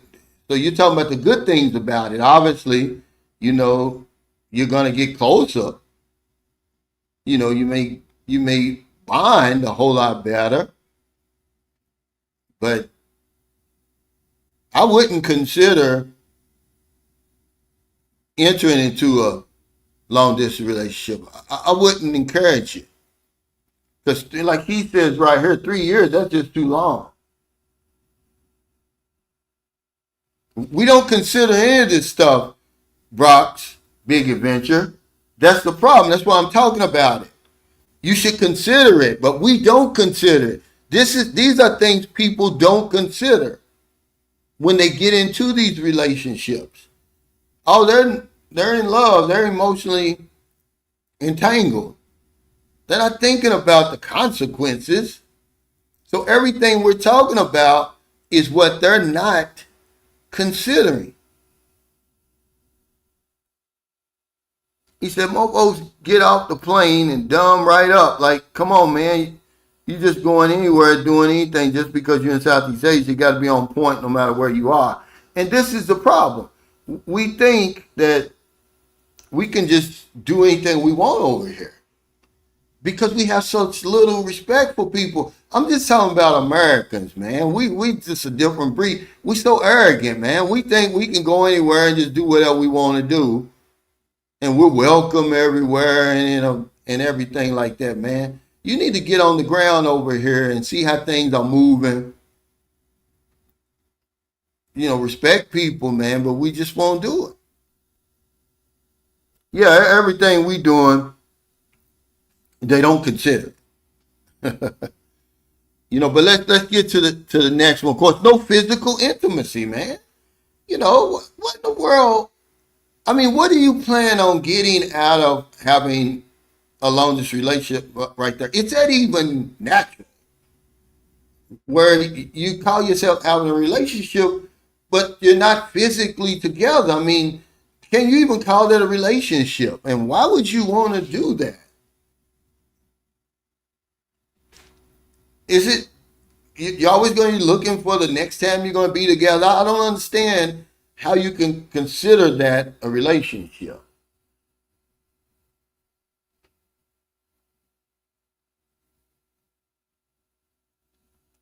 We can't. We just have a conversation, Brock, because men don't listen. They're going to do whatever they want to do because they don't think you know what you're talking about anyway. They don't respect your advice, your experience, or anything like that. And they think that they're different. Okay? A lot of times, when we come over here, men who come over here, they've been lonely for a while. You just don't get on a plane and come to the Philippines, man. It's a long way over here. So, they've gotten the memo. They're watching the videos. They're saying, okay, I'm tired of being alone, tired of isolating, I want a woman. So that's why they come over here. And they don't realize that they're really ill-equipped for what they're going to find over here. They don't have any idea what they're walking into. They just think, oh, look at these province women. You can't protect men from themselves. And we're the problem for real. And you've seen me make videos like that. Your biggest problem over here is going to be yourself. If you can get out of your own way.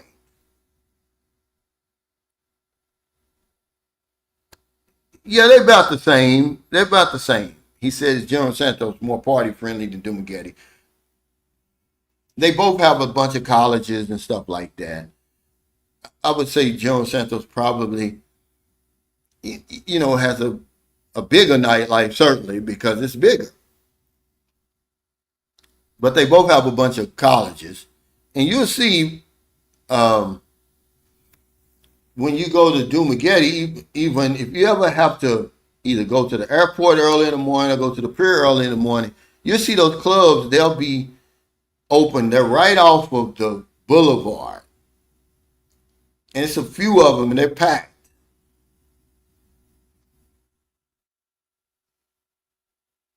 But your Filipinos party, man. They love to party.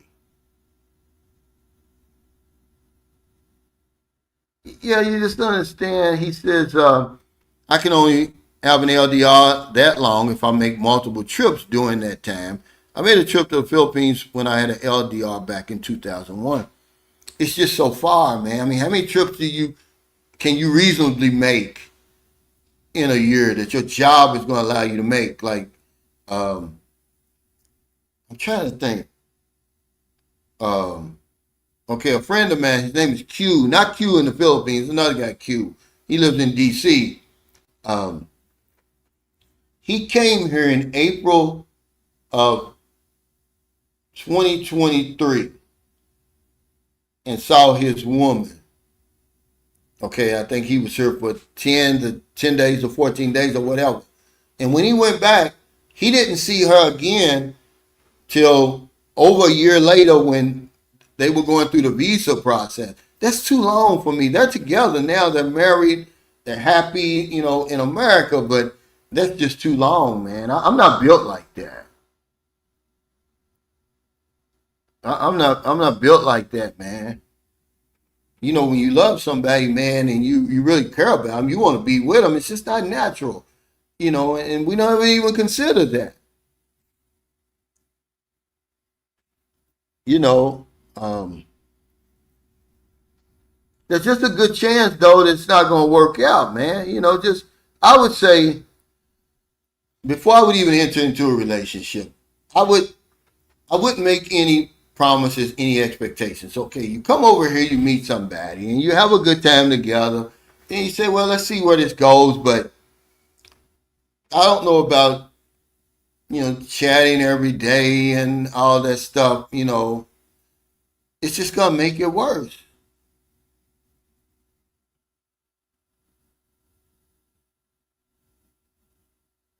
Yeah, Filipinos, they got a whole lot of in common with Mexicans culturally because of the Spanish.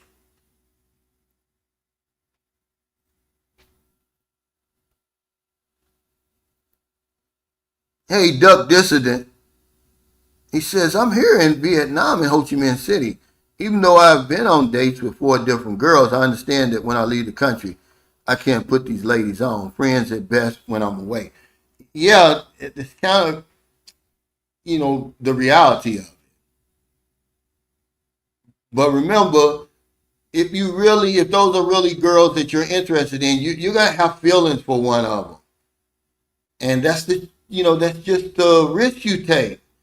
When you lay down with somebody's going to get up with feelings, man. And certainly if you spend 2 weeks with somebody,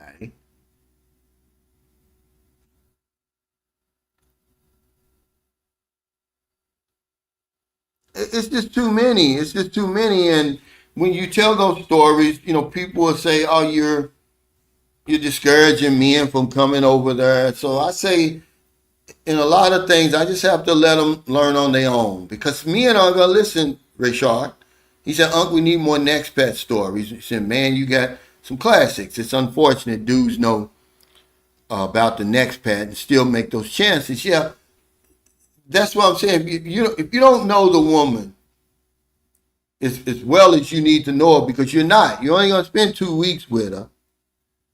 Okay, remember the guy he was talking about, the woman who's in the green dress, right? Now there was a man who bought her, who built her a house, bought her a lot, built her house. Well, he's chatting with her like me and you is chatting when there's another man licking a coochie while they're chatting. He don't know. He's all up in the house you built. Now he was Jody. Jody and Earl are different, guys. Earl's the man who takes your place. Jody is the guy who comes in. He either takes your girl, he either stole her, or he's fooling with her while you're not around. Earl's like your replacement. This guy was Jody. But guess what? He ended up falling in love with the girl. Okay? Over here had his hand in the cookie jar and fell in love with the girl. Already knowing who she was. Okay? And she didn't stay with this guy. And he was a younger guy.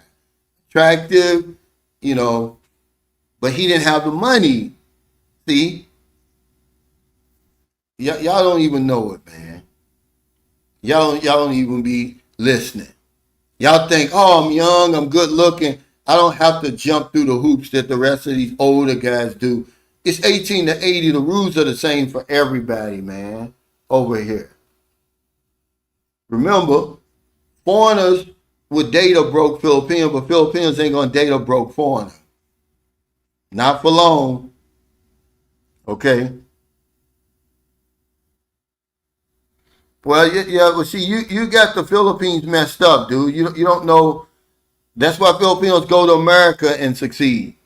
If you come over here and you meet, see, you're generalizing. I live here, man. You know, that's why a lot of Western countries, companies are moving to the Philippines because they're hardworking, they're loyal, they're smart, and they speak English. You got to understand a lot of the Filipinos over here have college degrees. You know, there's freeloading everywhere. Certainly, there's no more freeloading than what goes on in America or anywhere else. Okay, so if you want to talk about freeloading, see, we always think that we're the best. Yeah, we're the best at scamming. The biggest scammers are in America. That whole system is a scam. So yeah, you're projecting.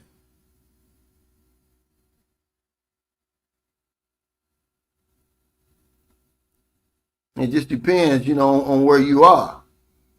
It's something about they'll bring something to the party. Y'all don't understand that the masses of people here. Remember, they say no man is an island. The Philippines is literally an island. They're okay within themselves, man. They got a community over here. They get along better with each other than what we give them credit for. They're really not asking us to come over here. You don't see any marketing in America about the Philippines. It's all word of mouth. The local, the domestic tourism drives the industry over here. It's the highest. The Philippines, believe it or not, look this up if you don't believe me. Y'all always talking about tourism in the Philippines. It has fell off, right? But it has the highest domestic tourism in all of Southeast Asia, maybe even Asia. I'm talking about domestic tourism. I'm not talking about international tourism. Domestic.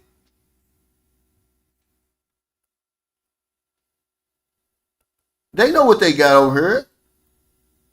But I'm not going to generalize and say that because the biggest freeloaders are in America. That's why we can't make it outside of America. These guys that you see over here freeloading are Americans. Shout out to Carrie Lane. She's showing you that, USA Finest. These guys have got signs over here. Okay? Something's compelling them, driving them to stay over here and not go home. I don't know what it is. Drugs, alcohol, it's mental health, but that's freeloading. They're not paying. They're over here on the Philippines dime. They're not paying. If you're out there begging in the street, you're not paying your visa fees. That's freeloading. We got to pay to stay over here. If you want to talk about freeloading. Hey, thank you. He said, happy belated Thanksgiving to you and your American Filipino families, Cal. What's your Zelle? It's Cal Roach 2005 at yahoo.com. CalRoach 2005 at yahoo.com. I usually put it in my comments in my videos. Yeah, my daughter was tripping. She's like, did y'all have a nice Thanksgiving? Did y'all eat a lot over there? I was like, we don't celebrate Thanksgiving over here. I'm sure they do up in the VOAs and all those places where a lot of foreigners are.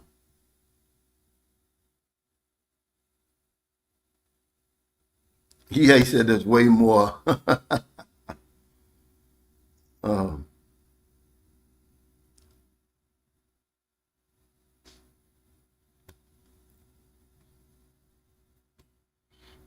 freeloading in America. He says, probably not a coincidence that it's the weakest passport with regard to the domestic tourism. Yeah, and there's still a bit more spending power per capita and infrastructure compared to Cambodia or Timor. Timor.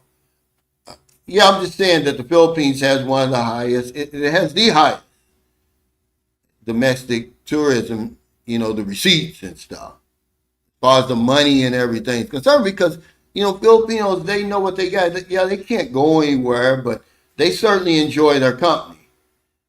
See, what you're going to understand when you get over here is, if you live over here, it's different when you're going back and forth. You're going to have a different perspective because you're hitting and missing. You're just really doing a drive-by. You're not really sitting here watching people. They save their money, man. They go to these places.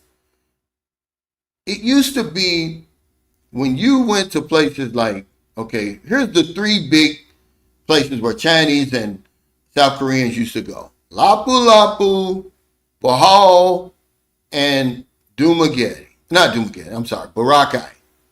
Those are the three places, man. And they used to always be packed with people.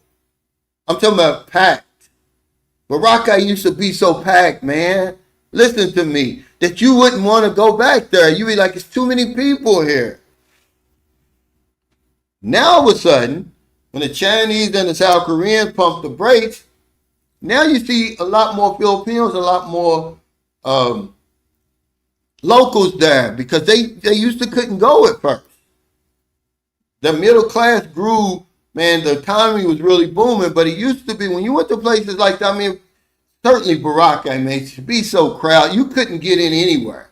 If you wanted ice cream, you had to stand in line. I mean, it was just to the point where when we went in, I'm trying to think, when I first came over to the Philippines I'm talking about to retire, it was December 2018. February of 2019, my wife and my son, we went to Boracay. We stayed for a week. It was so crowded, man, that I said, I'm never coming back to this place. I mean, that's how bad it was. There was no Filipinos there, very few locals. But now you see them there when you go to these places. Same with Bohol. Lapu-Lapu, guys, y'all need to put some respect on Lapu-Lapu. It may never get back to where it used to be. But when I came over in 2009, man, Lapu-Lapu was all that. Okay? The lockdowns, man, did it. It did a number on Lapu-Lapu, man. Lapu-Lapu was all that. Their coastline, see, now you go, most of these places, you really can't get a nice stretch of public beach. The resorts have taken them up. It was white sand in Lapu-Lapu back in 2009. It was really, really nice.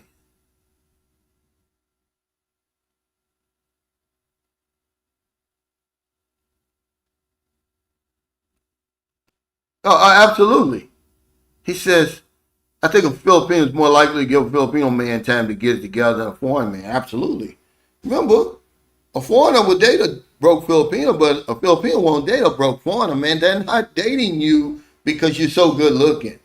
You better have some money. You better have some opportunity. Okay, that's the reason they're dating us.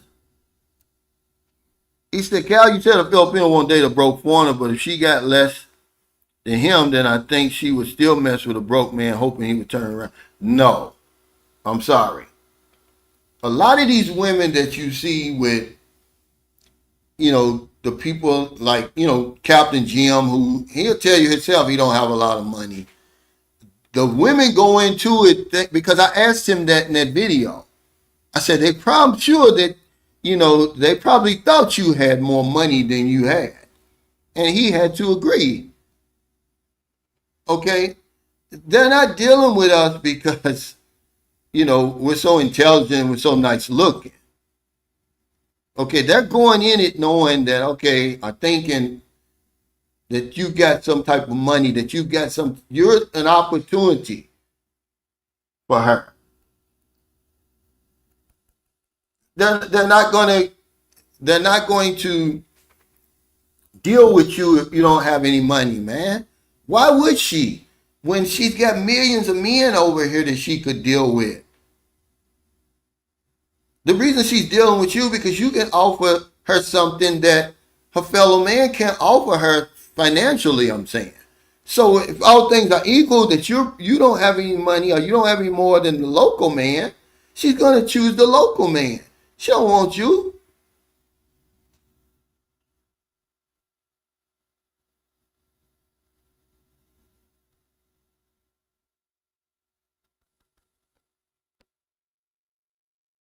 No. My youngest daughter said that she's gonna get her passport and come, but I can't even get any of my friends to come over here. You know, in America, when we think of the farthest we'll come is probably Hawaii.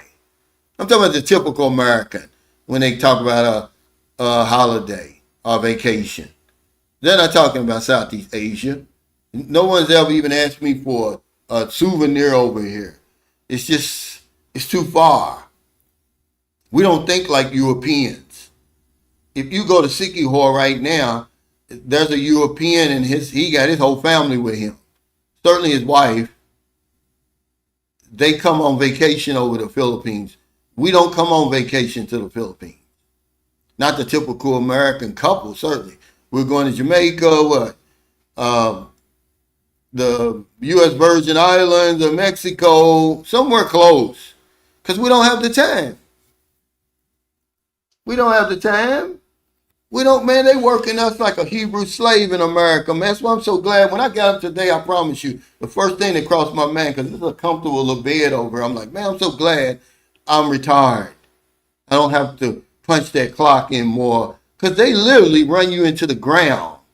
And then by the time you retire, you ain't got but a few more years left. You better hope you took care of yourself and everything, that you even in good shape to enjoy that 10 or 15 years you got left. They grinded you up over there, man. And we Americans, we play it safe. You know, I got man, to the men who come here, man, I tip my hat to them. They're courageous, if nothing else. You know, they broke the mold. You guys are crazy. You gotta understand, man. A lot of people aren't making that trip over here.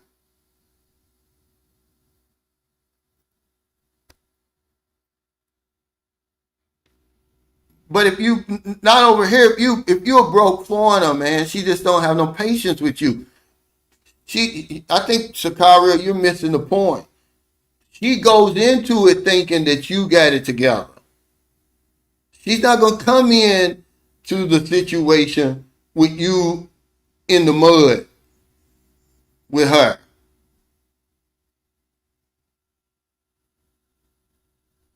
He said COVID changed a lot. Even Dunkin' Donuts don't open to 5 a.m. Well, I know that it. I don't know if Lapu-Lapu will ever recover, because Lapu-Lapu was jumping, man. I mean, I spent my whole first 2 weeks when I first came to the Philippines. The first 3 or 4 days it was over here in Cebu at the Crown Regency, but then we went to Tamboli Beach Resort. That's before they built up all them condominiums and stuff. And I spent the rest of my time. I never even left Lapu-Lapu. Okay, that's how nice it was. He said, Cal, is there an active VFW in Manila? I'm not sure about Manila, but I know there's one in Angeles City, up that way, Subic Bay, like that. Yeah, Lapu-Lapu really used to be. Man, when I came here in 2009, let me tell you what Lapu-Lapu was. Lapu-Lapu had the Hilton. That's where I stayed. When Michael Jackson died in June of 2009, I was in a taxi cab on my way to the Hilton in Lapu-Lapu. The Hilton it was like a four and a half star. This is what it had on I think of Gold or wherever I booked it, and had the real private beach, man. I'm talking about the beach was really nice. You know, you had your own, robes and everything, and the woman had never experienced anything like that before. I mean, it's really, really, man. Lapu-Lapu was all that, man. But yeah, I'm thinking, certainly VOA and VFW in Angeles City, I'm pretty sure.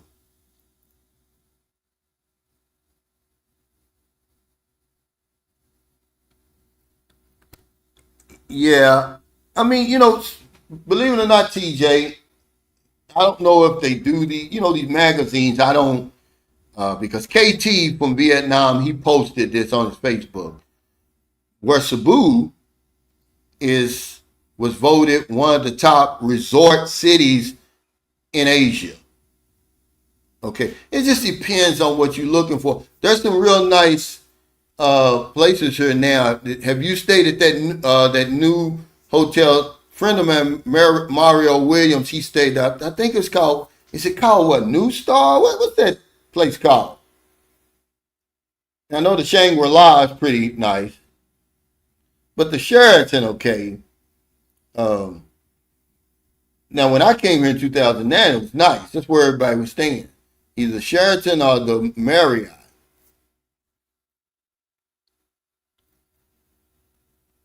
But I'm talking 2009.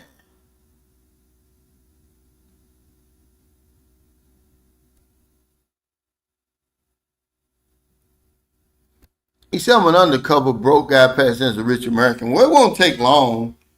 You can fool him once, but it ain't gonna take long. She's gonna know you broke because ain't no Boracay. She wants to go to Boracay. She wants to go to Bohol. She wants to go somewhere, and they're gonna see you staying into Tip Top for a whole week, and she's gonna put two and two together. You know, man, these women aren't stupid. Okay, there's some things they're looking for, guys. When they dating you, and you come over here, they know what to look for. You're not the first foreigner that came over here, and you're certainly not gonna be the last. So yeah, you can fool them, but it ain't gonna take long before they realize this guy ain't broke. He ain't got the kind of money, and then he goes from okay, if he ain't got no money, then you got the visa. Because I ain't gonna keep fooling with you.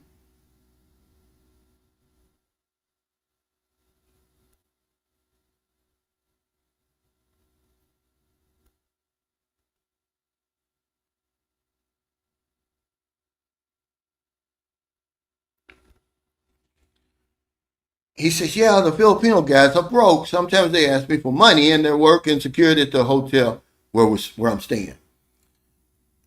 Yeah, I talked about this before.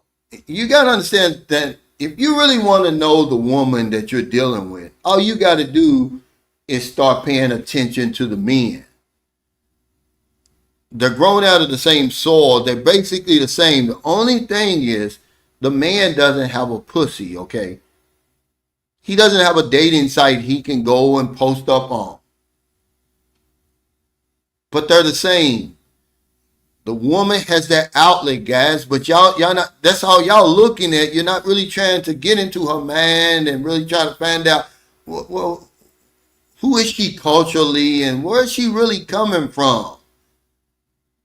You don't want to see it. You just got this image in your head. All you got to do, man, if you really want to know the woman that you're dealing with, you want to know her better, and you want to realize how much in common you really have with each other, observe the man. Even take it one step further. Go hang out with some of these Filipino guys without any women. You just be the only foreigner there. And you're going to feel so out of place. Okay? You're going to learn so much more about the woman you're dealing with. You don't have any more in common with the woman as you do that man. The only thing it is she's got that negotiator between her legs. That's all it is. She's She's got that dating site she can go to. The man is ass out. He doesn't have that opportunity. But they're the same. They eat the same foods. They speak the same languages. They laugh at the same jokes. They watch the same shows. They're one, man. And if you really want to learn about the woman you're dealing with, start hanging around with these women. These men. Observe them. Okay? Yeah, let's get the lights up, guys, because the last live stream I did, man, I guess I'm going to have to get ready to go back. Well, I'm going to do my members only anyway, but I'm like, well, damn, I be trying to come on here and guess what? I got 100 likes on my last live stream.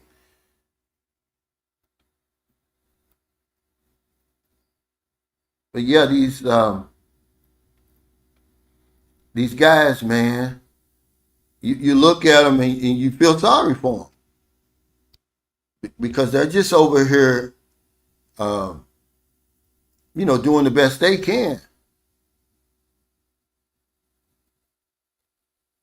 The women's got that,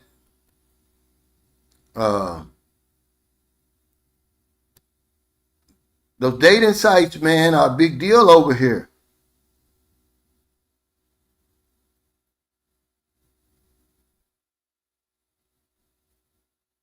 Yeah, see? But they don't realize that they're just dealing with the man. But our trouble start with this LDR, guys. This is where the trouble starts. This is where it all starts right here. The LDR. You're less likely to get food if you over here and you dealing with the woman. But you trying to manage something from 8,000 miles away, you're liable to lose your life savings. Okay, you're liable to lose a lot of money because now you're going to get lonely again. You're going to be isolated again. At least when you were lonely and isolated before, you didn't have any memories to go along with that. Now you got the memories to go along with it. You made yourself even more vulnerable. Now you're really weak. I can see these guys spending all this money now. If you come over here, you're least likely to get screwed around because they're going to try shit online that they would never try in person. And you're seeing up close.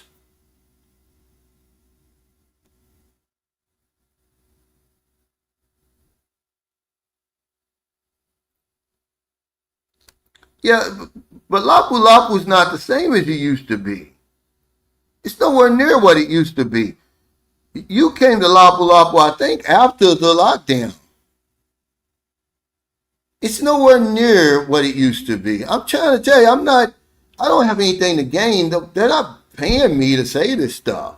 I'm telling you that when I came to Lapu-Lapu in 2009, I might as well have been in Panglao Hall. I might as well be. The only difference between Boracay and Lapu-Lapu was Lapu-Lapu didn't have that long stretch of beach. But all those other things that Boracay had, Lapu-Lapu had, man. Moncton had. The big crowds of people, everywhere you go is crowded. Bohol the same way, Boracay the same way. Those are the three big spots for South Koreans and Chinese, because if you go to those places, they built their own little, communities there, man. They do a lot of stuff that Americans, we won't do.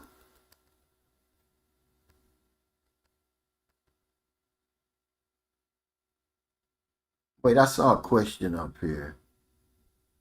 I meant to ask. I'm sorry. I went back. Okay, here. He says, Cal, in your opinion, where's the best place for a first time to stay for the first 2 weeks? It's somewhere where we can get our feet wet and get our burns straight. I would say Cebu. And the reason I say is because, going into Manila, man, it's a beehive, man. It's just too much going on. If you come to Cebu, it's centrally located. It's in the central Visayas region. So you're about 3 or 4 hours away from some of the you're in the city, but you're only 3 or 4 hours away from some pristine beaches. You're only an hour and a half away from Lapu Hall,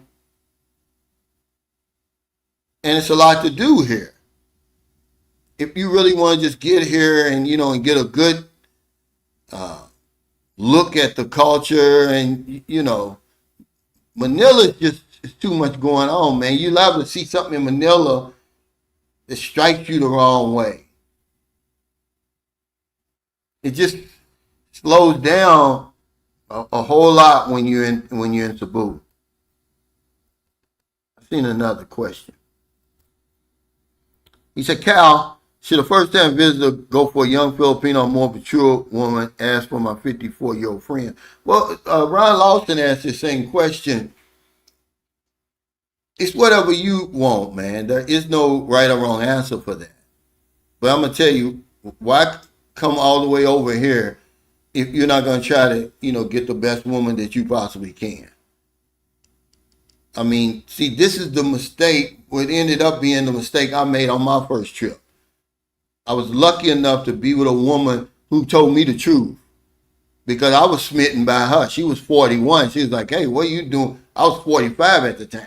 She said, what are you doing dealing with me? I'm too old. Normally, me and your age deal with younger women. I had no clue. She turned me on to that. So I said, well, hell, when I come back, I want me a young woman then. And when I came back, to be honest with you, her profile said she was 22, but she was 18. And I didn't even know until like 6 months later on her birthday. But, I didn't have no reason to think she wasn't 22. She carried herself like that. And anything I brought to the table, she could handle it with no problem. That's just the way it is. So if you're going to come all the way over here, if she is a mature woman, she better be a dime piece, or the potential to be a dime piece. You coming a long, long way, man. It's like, why not, live out your dream, live out your wildest fantasy, so long as it's, you're respectful and everything like that. Okay. Yeah, New Star. Yeah, that's where he was. But I'm simple, see. That's why I'm still here. There's so much that I like about the place, because I could live anywhere in Southeast Asia. Well, of course, I got some responsibility. My daughter's here, so I'm not going anywhere. But, I'm not 30 anymore. I'm 62, man. All the stuff these young guys talk about, I already did that. Talk to me when you get my age. That stuff's not going to be as important. And then you're going to be able to overlook certain things, because you know that you can't get something for free. Nothing's going to be perfect. There is no utopia. There's always going to be a trade-off. But talk to me when you get 62. I mean, hell, when I was 30, I thought the same way. As a matter of fact, I was still chasing the American dream. But there's nothing over here in the Philippines that I can't get if I want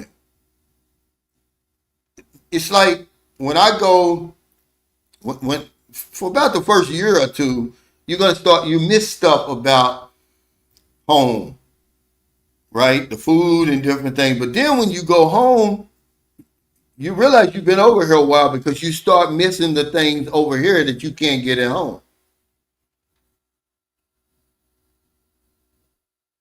He said, I came through the Manila airport. I would not want to do it again. So much going on at that airport. It is, man. If you're going to fly into Manila, then get on a plane and fly to Cebu, it just slows down a little bit more. Manila's a different, man. It's just a whole different ball game when you compare Manila. So you're talking about what? Just the city of Manila, 12 to 15 million people. That's a lot of people, man. You come to Cebu, it's what, 4 to 6 million now? But I would come here I was telling the guy today, because he's coming from Dubai, I said, well, why don't you go right across the street over here to the transportation hub and catch one of those buses to the tops, where you go up, and look out over all Cebu, Moncton. You see all the bridges. It's just a beautiful place. And now they've even built restaurants and nightclubs up there now. It's not even the same as when I was up there. And it used to cost, you used to have to hire a private taxi to take you up there. Now they've got a bus that for 200 pesos, it takes you up there. It runs every hour on the hour. But remember, Moncton and Cebu is two different places. You're going to fly into Moncton. You got to catch a taxi or Grab over the bridge. One of the bridges to get to Cebu. That's another thing. You can go back and forth. When Merle and them come, and once they get settled, we're going to eat at the Morning Glory Grill over in Lapu-Lapu, which is Moncton. They say that the old school people call it Lapu-Lapu and the new generation calls it Moncton. I used to think that they were two different places until I believe Sharon Lapu-Lapu broke it down like that. So I was all the way up until the time I met her. I was thinking it was two places. It's the same.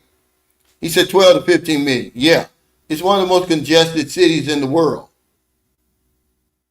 Okay, if you do a little history research, you'll see that when the United States, I got to get off here, guys. My battery's running low, but let me say this.